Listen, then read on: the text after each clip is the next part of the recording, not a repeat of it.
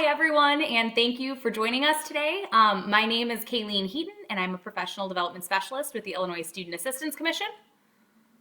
And hi, everyone. My name is Megan Crum. I'm also a professional development specialist with the Illinois Student Assistance Commission. So if you have... And today we're going to be talking about... Go ahead, Kayleen. I was going to say, so if you've been tuning in for the past week or so, you've noticed that we have started doing our Facebook Live sessions just a little bit differently. Obviously, with everything that's going on with COVID-19 and with social distancing, we're trying to respect that. So we are both broadcasting from our respective locations. So please bear with us if there's any sort of a lag or if we accidentally talk over each other, just because we are not actually in the same space. Yeah, so what are we going to be talking about today? We're going to be talking about managing college costs. So Kayleen and I are going to talk about our experiences, but also what students and parents can be doing as they go through this process if they are incoming freshmen as well as current college students, and some ways that they can reduce their cost of college through potentially renting textbooks. We'll talk about housing, transportation, again, as well as our own experiences. So why don't I kick it off with talking about textbooks? And so for many students, textbooks is one thing that they need for during their college career. And my general experience with textbooks was my very first semester in community college. And I went into the bookstore, brand new kid, right? And I was a first generation college student, so I didn't know much, but I knew that I needed textbooks. So I went into the bookstore and I spent a lot of money, and I bought all new books for that first semester. And I remember looking at my mom and going, I can't spend that much money each semester. So textbooks cost a variety of ranges, especially depending on what kind of major you're going into. I was a psychology major, so my textbooks were a little on the cheaper end. But if you're going into business or math or nursing, right, your textbooks are going to be maybe a little bit chunkier. Or a little bit thicker in terms of how much you're actually going to be spending on them. So in terms of how do we find textbooks, you can find textbooks through the school bookstore, which is a very common way. You also can find them online. So after that first semester, I used Amazon. I rented my textbooks from Amazon. There's also a website called Chegg. It's CHEGG.com, so Chegg. And that's another way to rent or buy textbooks. Some professors, if you ask them, I know for some students when I was in college, they would ask the professors on the day of that first day of class if they actually needed the textbook or if they could potentially get a previous version, because oftentimes that previous version was cheaper than the most recent version or the most recent edition. And some professors said yes, and some said no, I really prefer you to have that newest edition. One other great way is the library, actually. All libraries at your school or specifically at the college should have a copy of the textbook on hand. So you can rent out that textbook that way if needed, but as well as many libraries participate in iShare. And iShare, Kaylee, do you want to talk about iShare?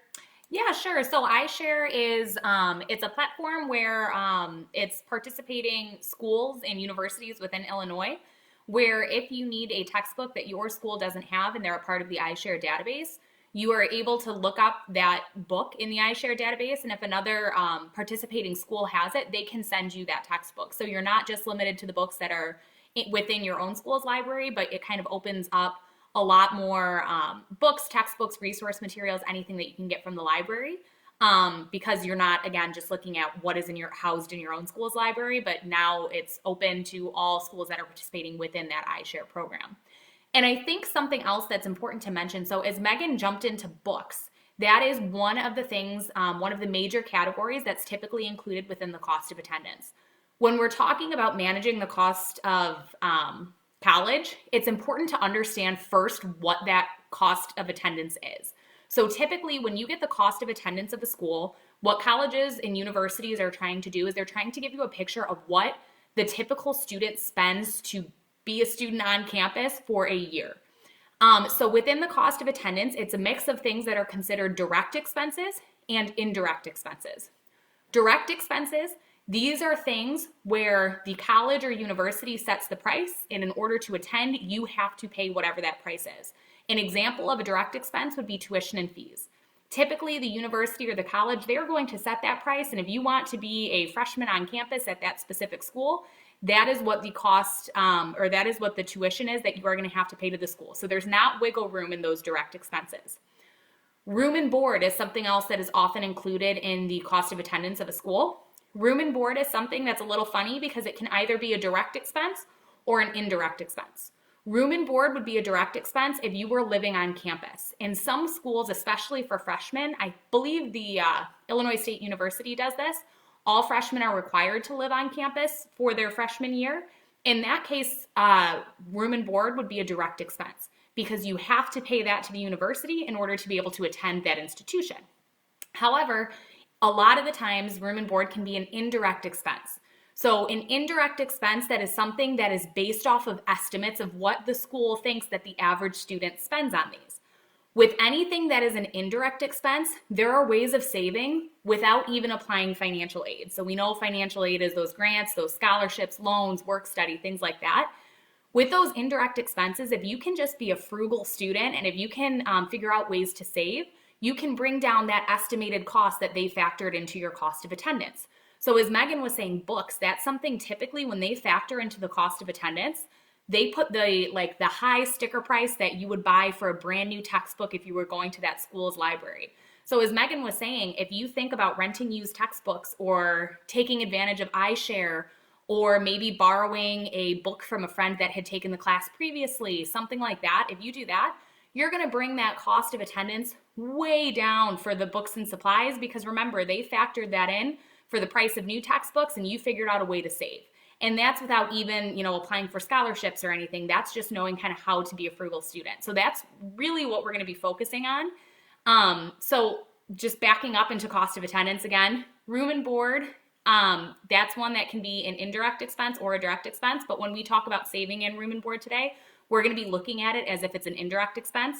So that would be if you are living off of campus or if you're commuting, living at home, that sort of a thing. We'll also talk about, as Megan has, books and supplies. Same with miscellaneous living expenses. Now that's kind of this big catch-all category that they put into the cost of attendance. And that's for things like toiletry items, for clothes, for things that you need to kind of maintain day-to-day operations. And then lastly, they also have transportation factored in there. So we're going to be focusing on the indirect expenses and ways of bringing that down within today's presentation. Additionally, and I've just noticed that some people have been commenting on the side in the chat box, which is awesome. If you have any specific questions about the cost of attendance or about how to kind of save in certain aspects, please feel free to add those into the chat box, and both Megan and I are going to be monitoring as we go through. But getting back to what Megan had brought up initially when she was talking about books, and I know that Megan had mentioned it herself, it is so tempting when you walk onto campus to walk into that library because they have all of the school swag there and they have every single textbook for every single class you could take at that university. So it's like walking into a candy store because you're like, everything is here.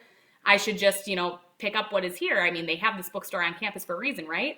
That is where you're going to pay the biggest premium for books because if you are buying brand new textbooks, you are paying like the premium, you are paying that full price that they have put out in the cost of attendance when there are so many ways to save. And especially, I don't know about you, Megan, but me as a student, I didn't save any of my textbooks from undergrad except one, the one that pertained to my major that I took in senior year. I saved a criminology textbook because I was studying criminal justice at the time. That was the only one I actually kept.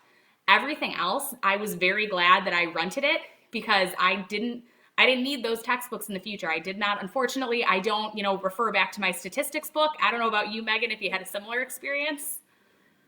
Yeah, I kept, I think, only one or two of my undergrad books that I used in class, like, and I needed on hand to write my papers and stuff.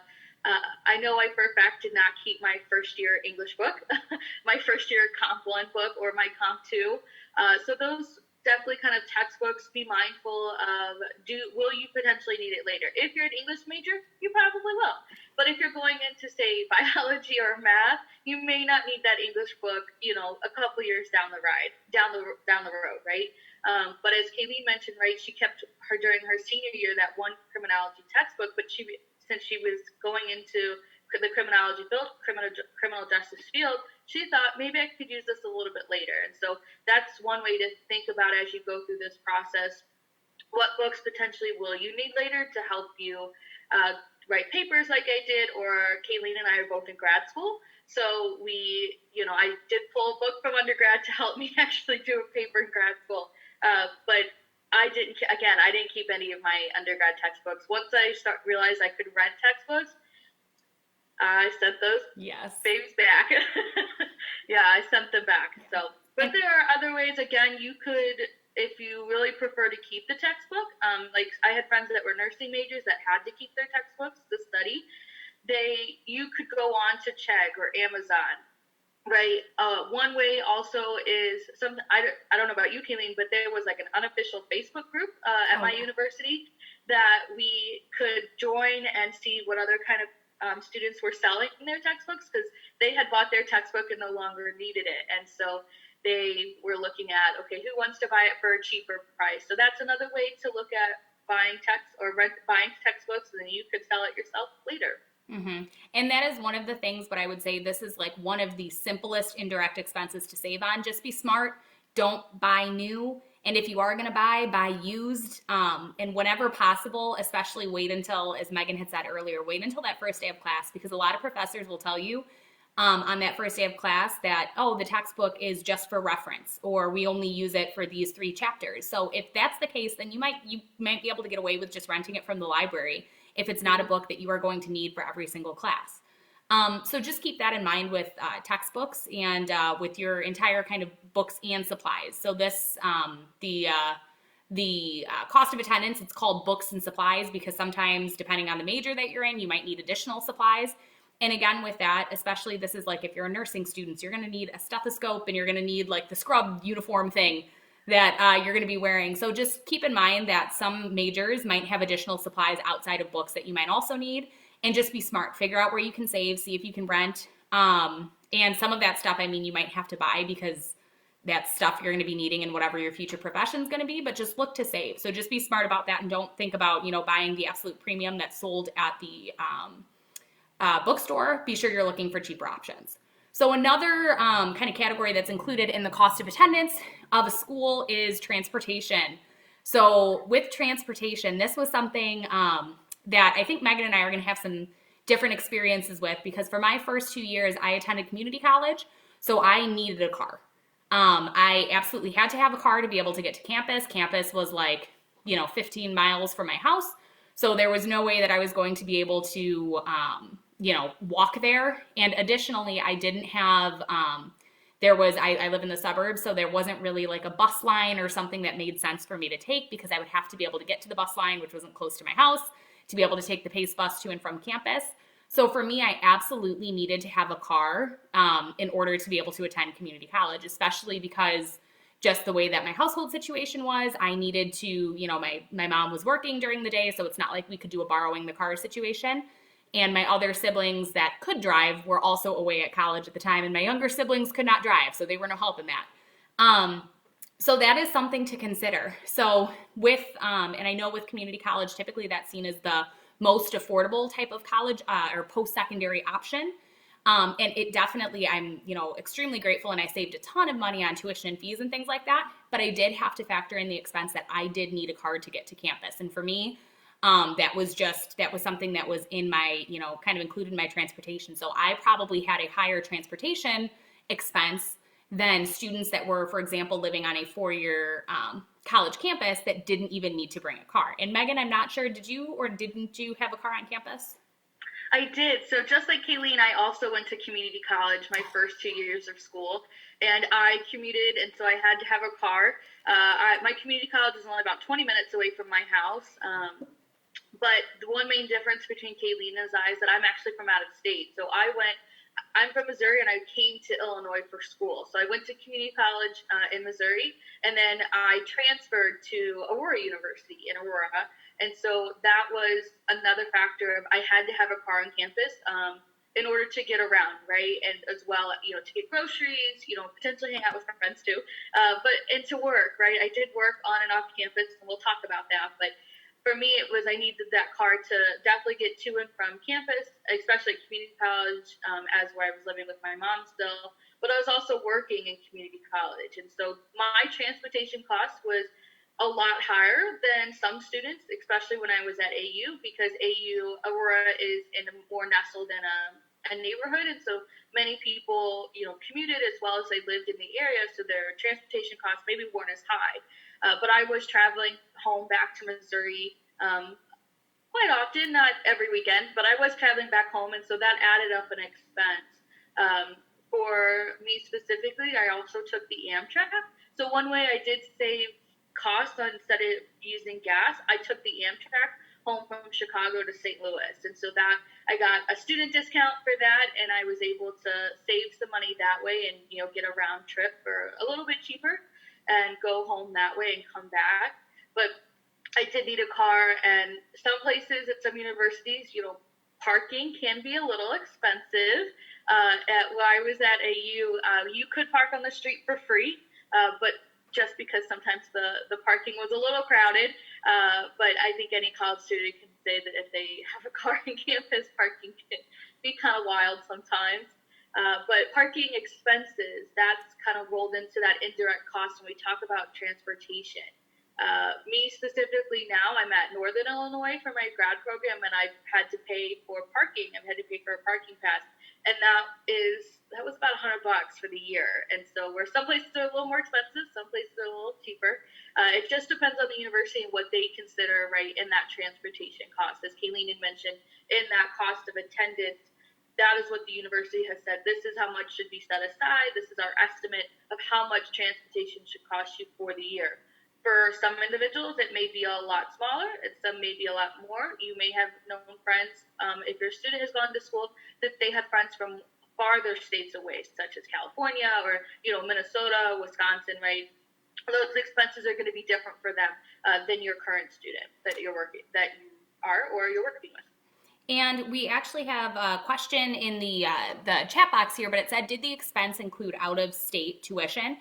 So with that, I'm assuming this question is asking, and correct me if I'm wrong, I'm assuming this question is kind of asking about with, Megan's experience going out of state, was out-of-state tuition a factor in it? And Megan, was the school that you attended, did they have tuition reciprocity, or was it out-of-state tuition? No, it was actually Aurora is a private institution, so everyone paid the same rate for either you were an in-state resident or an out-of-state resident. So I didn't pay an out-of-state residents. Now, had I gone to a public institution here in Illinois, such as the University of Illinois Chicago or Northern, right, as an undergrad, I would have paid out-of-state tuition. And so my cost of attendance then would have been factored differently, right, because I would have had to live on campus as well, because I'm from out of state. But no, I didn't pay an out-of-state tuition cost when I went to Aurora. And that brings up another good point. When you are, and I'll keep this related to transportation, but when you are looking at kind of the most efficient mode of transportation, you have to consider where your school is at. If you are going to a school that is a commuter school, like if you're attending a community college like I was, where you need to have a car, you got to factor in that you're going to have a car, you're going to have all of those expenses related to having a car. Something else that I did not factor in, so I had a car for my community college experience, and then I ended up going to a private school within Illinois for my final 2 years of my undergrad, and I brought my car along because I was used to having a car, and I just figured that was the thing to do. I paid so much for having a car on campus. I had to get a city sticker for the specific city that my college was in, a new one. I had to then pay for parking at the specific college, and then I had to pay for just upkeep of my car. And when you're the kid with a car on campus, you're the one that's driving. Everybody is just assuming that, okay, you're the one that's driving. So whenever possible, if you can avoid bringing a car to campus, that is the biggest way that you can save on that transportation expense. Especially because if you are attending a school that is located in the city, so city colleges of Chicago, or if you're attending Loyola or DePaul or UIC, they tend to have, and why am I blanking on the name? The city passes, where you're able to use, it's rolled into your cost of attendance, but you get a pass so that you can take advantage of public transportation. So you can take the CTA everywhere, or you can take the bus everywhere. So that would be a much smarter option than actually having a car, especially if you're living in the city. And I lived in the city for a while. Having a car in the city is extremely expensive. Additionally, thinking about if you are living on campus and you are, say, at like a big university or something like that, bring a bicycle because that way you can get across. And sometimes some of these campuses are huge. If you're at like a Big Ten school, campus is big, and where you're living, your dorm might be nowhere near where your classes are. It could be like, 1 to 3 miles, depending on how big the campus is. So you want to make sure that you have some type of mode of like everyday transportation, whether it's a bike, whether it's rollerblades. If you're cool walking, make sure that you have comfortable walking shoes and that you have Yeah. like a an umbrella and some type of a poncho thing because you will definitely need it. And it's also a great way to keep off that freshman 15 if you're actually on campus and you're, walking or, taking advantage of, a bike or something like that to get from A to B. Additionally, some of those really big schools where they have very expansive campuses, a lot of times they have bus systems within the school. So just be aware of that because it doesn't mean just because you're at a huge campus that you're going to be stuck walking 3 miles. A lot of times they have bus stops and you're able to take the bus from here to there in a lot of these big college towns. So just be aware of that piece. Before we get too short on time, what say we get into that miscellaneous living expenses, Megan? Sure. So miscellaneous living expenses really could mean a wide variety of things. For some students, it could be buying hygiene products. It could be eating out like I did in college. I ate quite a bit out in college. It also could be spending some time with friends if you guys decide to go to a concert or go do a fun activity, right? So that miscellaneous living expenses really could be a wide variety of things. It could be potentially buying things for your residence hall that you needed, such as bedding, or if you need a new computer, right? That happened to me. My computer shut down on me my senior year of college, so I had to get a new one. So that miscellaneous living expense, right, that wasn't calculated for it. So some institutions, again, going back to that cost of attendance, their miscellaneous living expenses is an estimate. So some students will buy in bulk. That's one way to help kind of to make smaller that miscellaneous living expense so you're not as always buying hair products, right, multiple times, maybe once a month. Maybe you're buying in bulk, buying a bigger pack, so you're saving a little bit of money more that way to get the use out of it. What about you, Kayleen? What were some of your miscellaneous living expenses?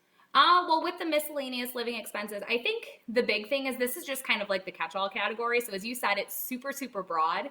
I know something that I really had to work on when I got to college was the biggest thing was that when I was used to, during all through my high school career, I had a part-time job and all I had to, pay for during my part-time job, that was just like spending money for me. So it was interesting when I got to college, that was the first time I had a really big expense that I had to finance. So I had to suddenly, my budget of working now had to actually go to something like it had to be budgeted. So I had to figure out, okay, am I going to be able to afford, my shampoo and my conditioner? And am I going to be able to get, the bedding that I need and all of that type of miscellaneous stuff? So the biggest things that I had to cut, I have a huge coffee habit. So yes. Sorry, we got cut off. Oh, we got cut off? Here, let's see. Oh, wait. Sarah said never mind. Okay, sorry. All right. Hopefully you're back with us. And if you can comment if we got cut off. But I'll just go over exactly what I was just mentioning here. And I apologize. We're on home internet connections, so it's definitely bear with us if it is a little bit spotty at times. But with miscellaneous living expenses, I think the biggest thing that I had to realize was that just go into it with the mindset that you're in college. Typically, this is the first time that if you're a student, this is the first big expense that a lot of people, young people incur is having to pay for college. So just realize like this is the time to learn how to operate on a shoestring budget. I had a really big coffee habit when I was in high school and, it has continued on in my adult life. But when I was in college, I had to get I got my coffee pot and I religiously would make my coffee at home just so that I could avoid paying that premium for actually having to go out and get coffee. I did not buy new clothes as much as I wanted to, but that's when I did take advantage of, I had friends that were similar size as me and we would just kind of swap clothes for whenever we were going out or we're doing something and we just wanted a new outfit. So it's just kind of taking advantage of the little things like that. And it's being smart, realizing that you have a budget now and that you are not only, it's not just any money that you get in this is now stuff that you're living off of. So you want to make sure that you are just kind of being frugal wherever you can, and definitely take advantage of the free events on campus. I know there was a ton of stuff. They would have movie nights, and they would have a lot of times it would be like pizza on campus on this, specific day, and it's free. Go to that. You're going to meet people that are on campus, and additionally, it's a great opportunity to get to know people, and it's free. And typically they have free food, and you'll get like a free t-shirt or something for just going to that. So that can definitely be kind of a great way to save on those miscellaneous living expenses. Some other things that I want to touch on specifically before we get too far along, because I know we've only got about 5 minutes or so left. It's really important with everything that's going on currently with COVID-19. If your financial situation, if you are a college student and your financial situation has been drastically impacted, so say parents have lost their job, something along those lines, it is extremely important that you're in communication with your financial aid office so that they can make adjustments if necessary to your financial aid package, because unless you let the college know that you have some type of special circumstance, or if something happens mid-year where the finances have drastically changed within your household from, what was put on your FAFSA to what's actually happening now, you have to let your financial aid office know, because if they don't know, they're not going to be able to assist you, and they're not just going to be throwing, additional financial aid your way. So you want to make sure that you are in communication with your financial aid office, especially with these trying times. And we know that right now, a lot of people are being impacted in a variety of ways. So if your financial situation has taken a serious hit, you really want to make sure that you're in contact with your financial aid office. You let them know what's going on so that they can assist you and make adjustments if possible. Anything to add with that, Megan? No, I think you covered it. Especially maybe potentially adding, like, if you're not a current college student yet, but you will be in the fall, and your parents, their situation has changed, still talk to the financial aid office as you potentially go through verification, which we've talked about before, or as you get your award letter still. And still talk to the financial aid office, even if you're not only a college student, but an incoming college student. Excellent point. So I have a few questions that I want to get through before our time is done. One we have from Anna. So she says, hi guys, are expenses for traveling home part of transportation costs in the cost of attendance? So remember, with cost of attendance, the indirect expenses, these are just estimates that the school includes, but transportation would be for any type of transportation. So it is extremely important when you are looking at transportation, you're not just thinking about your day-to-day transportation with how am I going to get from, my dorm to my college classes, but you're also thinking about transportation home. Because say you attend, Southern Illinois University, and where we're out of our Deerfield office. Southern Illinois is like a 5-hour drive. So it is a bit of a hike from where we are located in Illinois. And so say you attend a school that's, that 5 hours away, you have to figure out too, and you want to be sure that you're including not only your transportation day to day, how you're going to get from A to B on campus, but your transportation home. And Megan brought up an excellent point when she said that she took advantage of the Amtrak. If you can take advantage of the train, or if you can carpool, find a friend that lives near you or in a town very close to yours, or if there's a bus that you can take, those tend to be the best ways to do it, as opposed to you bringing your own car on campus. And a lot of times too, you want to be sure that at the beginning of the year, you're planning your trips home if you're attending a school that's further away, because that way you're not paying a premium. If you try to, the week before winter break, buy that Amtrak ticket to get home so that you can be home for winter break, you're going to be paying a premium, because that is when absolutely everybody is trying to get home, because everyone wants to be, home for the holidays.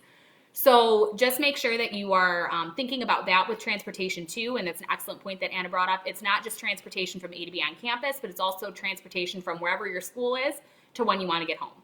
Additionally, try not to go home every weekend if possible. And if you're, thinking about school and you're like, but I would want to go home every weekend, if that's something that would be important to you, then think about applying to schools that are closer to home, so that, if you do want home, it's only a 30-minute drive, or it's only 20 minutes. It's not, this 400-mile trip, to get home.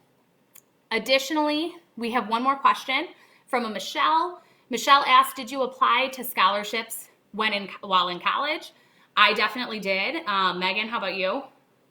I did not. That was one thing that I didn't do in school. I didn't learn about scholarships until I was already in college.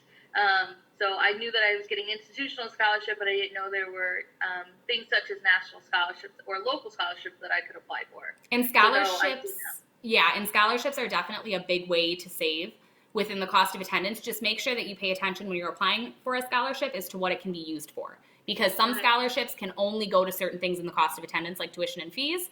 Whereas other scholarships, they might say they can go to any, student expense. So that's kind of miscellaneous living expenses. So that could go to almost anything. So just be aware scholarships are another excellent way, obviously, to offset costs. But just make sure that you understand what they can be applied to. And with that being said, we are going to, that is all for our time for today. And we want to make sure that we are being very conscientious of the time. Thank you guys for everyone that tuned in and that participated in the chat box on this. We, again, will be doing these every single week. I believe our next one is next Tuesday. It'll be Megan and I again. Megan, do you remember what the topic was on the next one? Yes, it's been accepted. I've been accepted. Now what? So the next steps in the admissions processes, so such as housing deposits, enrollment deposits. We'll talk about all those next steps. Perfect. So we look forward. Hopefully you guys will all tune in next week. And thank you again for joining us today. Bye, guys. Thank you.